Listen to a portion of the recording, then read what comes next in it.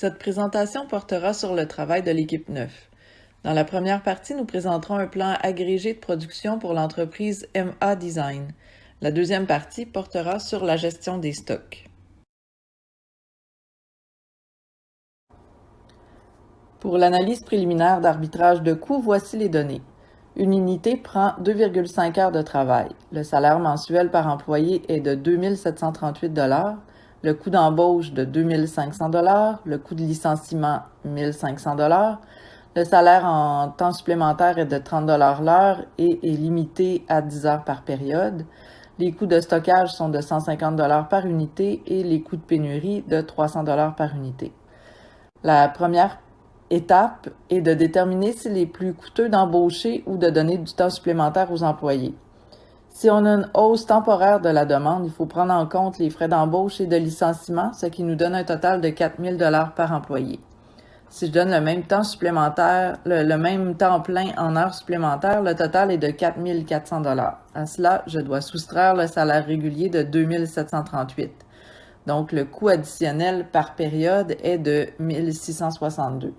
Donc, si on prend une seule période, l'embauche coûte 4 000 $ alors que le temps supplémentaire coûte 1 662 $. Donc, ça serait avantageux de donner du temps supplémentaire. Si on regarde pour deux périodes, le coût d'embauche est de 4 000 toujours, alors que le temps supplémentaire coûte 1 662 fois 2, donc 3 324. Si la hausse est pendant 3 périodes, le coût d'embauche est de 4 000, mais le temps supplémentaire coûte 1 662 fois 3, donc 4 986 $. Si on avait seulement 2 périodes à gérer, on pourrait dire que le temps supplémentaire coûte moins cher, mais dans les contraintes du cas, on nous dit que les employés doivent rester à l'emploi pendant au moins 3 périodes. Donc, on n'a pas le choix de privilégier l'embauche dans ce cas-ci. Dans une deuxième étape, on doit déterminer le coût de production d'une unité dans diverses situations. Donc, si on produit l'unité en temps régulier, ça veut dire 2,5 heures fois 18,50 $, ça fait 46,25 $ de coût de production pour une seule unité. Si on produit la même unité en temps supplémentaire, ben à ce moment-là, ça va nous coûter 75 $. Si on produit l'unité en temps régulier, mais qu'on doit stocker pendant une période, ben là, à ce moment-là, le coût passe à 196,25 $. Si on produit en temps supplémentaire et qu'on stocke une période, on est à 225 $. On est toujours en dessous du coût de pénurie. Par contre, si on produit la même unité en temps régulier, mais qu'on doit stocker pendant 2 périodes, bien là, à ce moment-là, ça coûte plus cher de stocker que d'entrer en pénurie. On est rendu à 346,25 $. Et c'est la même chose là, si on produit en temps supplémentaire, évidemment, où ça nous coûte pour 2 stockages 375 $. Donc, on est mieux d'aller en pénurie si on a plus d'une période de stockage.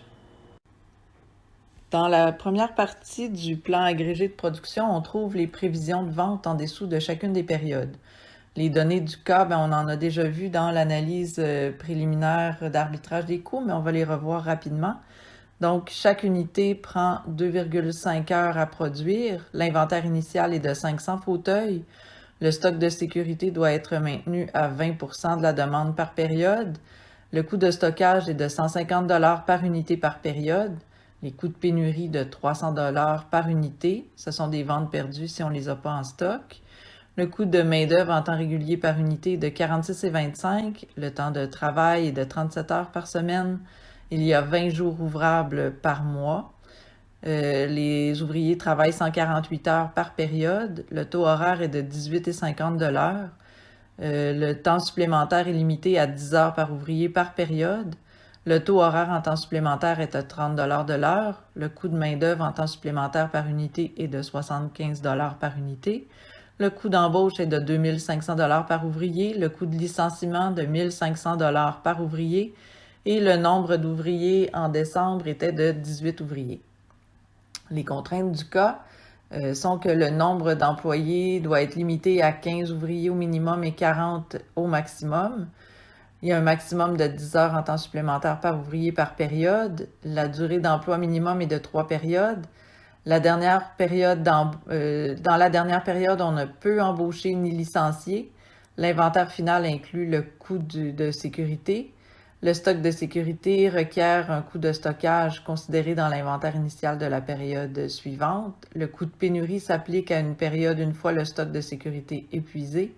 Les heures supplémentaires couvrent la période en cours et peuvent être utilisées pour combler le stock de sécurité et les nombres entiers doivent être utilisés. Voici le plan agrégé de production réalisé pour l'entreprise Alma Design pour l'année 2019. Ce plan est basé sur une stratégie d'ajustement de la force de travail avec heures supplémentaires, en tenant compte des prévisions de vente fournies par celle-ci et réparties en 13 périodes de 4 semaines. Tout d'abord, nous allons vous expliquer comment nous avons bâti et automatisé ce plan agrégé de production. Nous expliquerons ensuite dans un deuxième temps comment nous sommes arrivés à ces résultats. Pour la période 1, l'inventaire initial est de 500 unités, tel que mentionné dans les données de départ. À partir de la période 2, cet inventaire initial correspond à l'inventaire final de la période précédente, et ainsi de suite pour chacune des périodes. La demande nette de production est calculée en fonction de la prévision des ventes fournies par l'entreprise, plus le stock de sécurité recommandé, soit 20%, moins l'inventaire initial.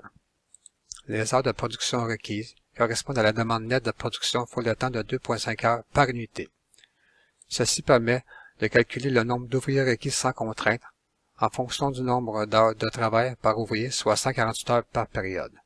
Ce chiffre est arrondi au nombre supérieur, car on ne peut avoir une fraction d'ouvriers et on veut produire la quantité demandée ou un peu plus. Sans cette contrainte, on remarque qu'à la période 6, 49 ouvriers seraient nécessaires pour combler la demande de production. Par contre, on doit respecter un minimum de 15 ouvriers et un maximum de 40 ouvriers. Au départ, 18 ouvriers sont disponibles à la période 1.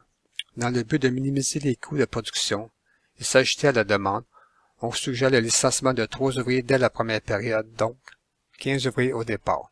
Cases manuelles. 3 autres cases manuelles en jaune sont nécessaires pour une meilleure optimisation. Ce sont des cases qui nous permettent d'ajuster manuellement le nombre d'ouvriers à l'emploi. Nous vous expliquerons sous peu ce qui justifie cette approche. En ce qui concerne les embauches et les licenciements, une contrainte doit être respectée.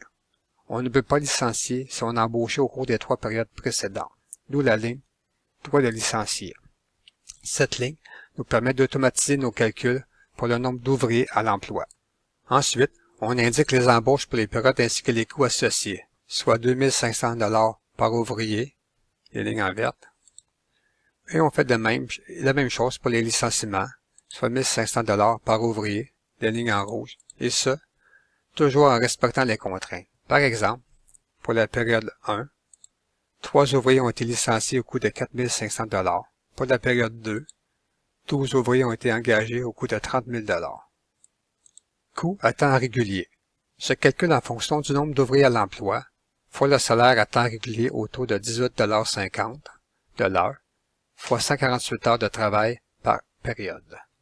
Toujours en fonction du nombre d'ouvriers à l'emploi, on peut calculer le nombre d'heures de production disponibles et ainsi déterminer combien d'unités ont été produites réellement. Ceci permet de calculer un inventaire avant le temps supplémentaire pour déterminer si les unités doivent être produites en surtemps.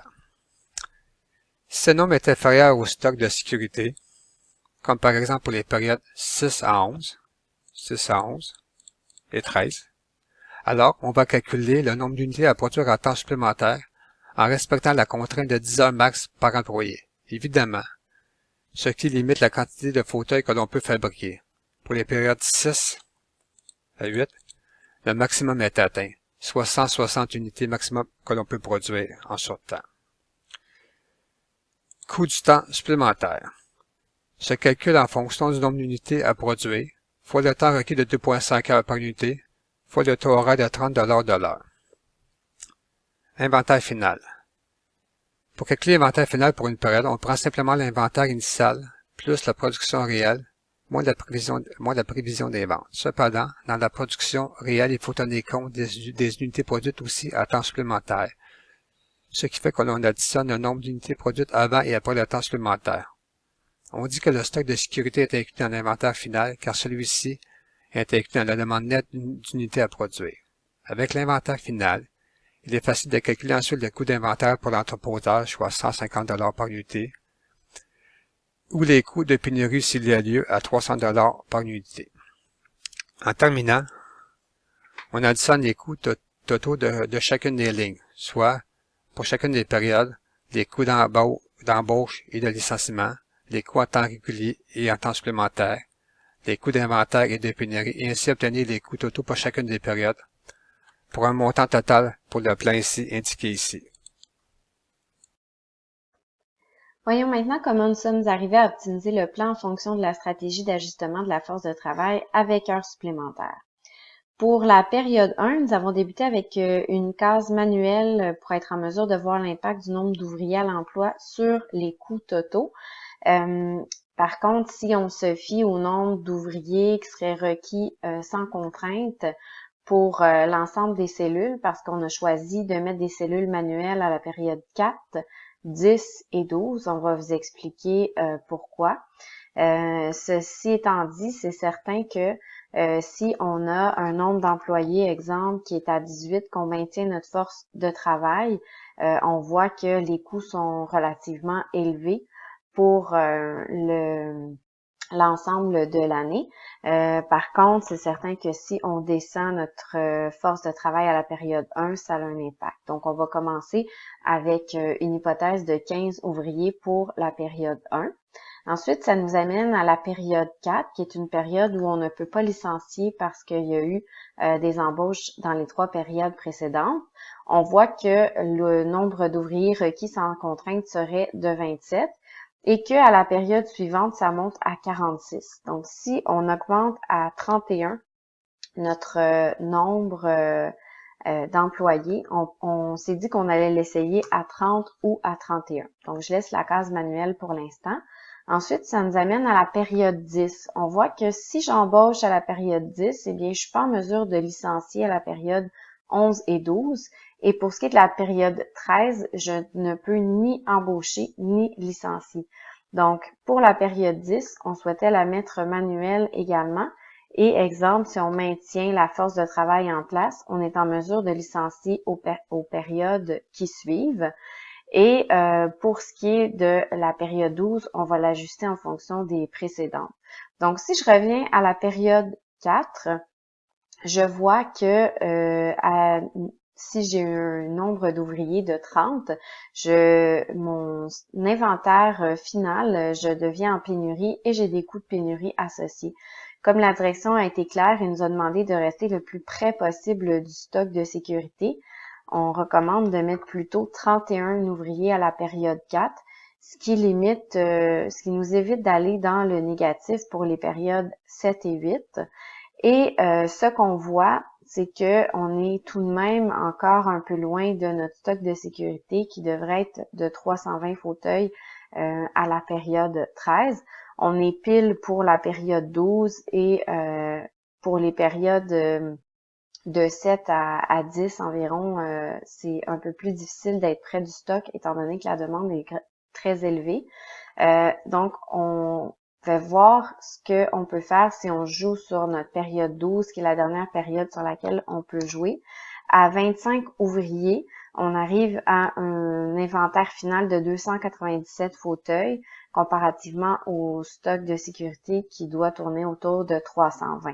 Donc, ça nous revient avec ces éléments-là à un coût total de 1 939 736 $.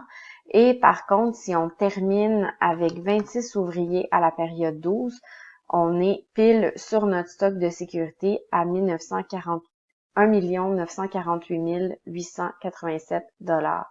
Donc, selon notre recommandation pour être le plus près possible du stock de sécurité, on recommanderait cette force de travail-là pour les 13 périodes.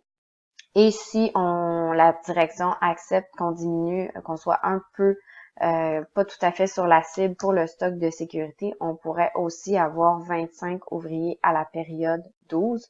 Donc, les deux possibilités sont là. C'est certain que selon les recommandations du cas, on nous demandait de faire tout ce qui était possible pour demeurer près du stock de sécurité. Dans cette optique-là, ce sont les chiffres qu'on a retenus.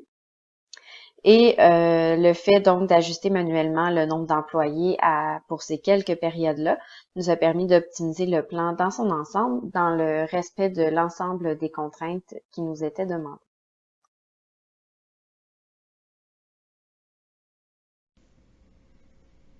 Dans cette deuxième partie du travail, en tant que consultant en gestion des opérations pour la compagnie MA Design, nous devons vérifier si le processus de gestion des stocks actuel tient la route. Le niveau de recommande actuel est fixé à 270 unités, sachant que les ventes annuelles du produit nettoyant sont estimées à 2750 unités pour un magasin ouvert 250 jours par année, et que le coût d'acquisition d'unités chez le fournisseur est de 11,20 $ avec un délai de livraison de 17 jours. Nous savons aussi que le coût unitaire d'entreposage annuel s'élève à 24 % du coût d'acquisition et que le coût d'une commande est de 56 $. En tant que consultant expert, on nous demande de calculer la quantité économique de commande, puis de valider si le niveau de recommande actuel, soit 270 unités, est cohérent avec le résultat calculé. La quantité économique de commande correspond à la quantité de produits à commander en vue de minimiser le coût total annuel de la gestion des stocks. Pour effectuer le calcul de la quantité économique de commande optimale, nous avons besoin de connaître le nombre d'unités vendues actuellement, soit 2750, que nous allons multiplier par le coût d'une commande qui est de 56 $ dans notre cas. Le résultat sera ensuite divisé par le coût d'entreposage d'unités. Ici, nous devons calculer 24 % du coût d'acquisition de 11,20 $. Il faudra ensuite faire la racine carrée du quotient obtenu précédemment. La quantité économique de recommande arrondie est alors de 339 unités. Ensuite, pour calculer le coût de recommande, il suffit de multiplier le nombre d'unités demandées quotidiennement par le délai de livraison d'une unité, soit 11 multiplié par 17 pour un produit de 187 unités dans notre cas, comme valeur de recommande. Dans notre situation, le niveau de recommande s'était établi à 275 unités, mais il devrait plutôt être à 187 unités afin d'être optimal.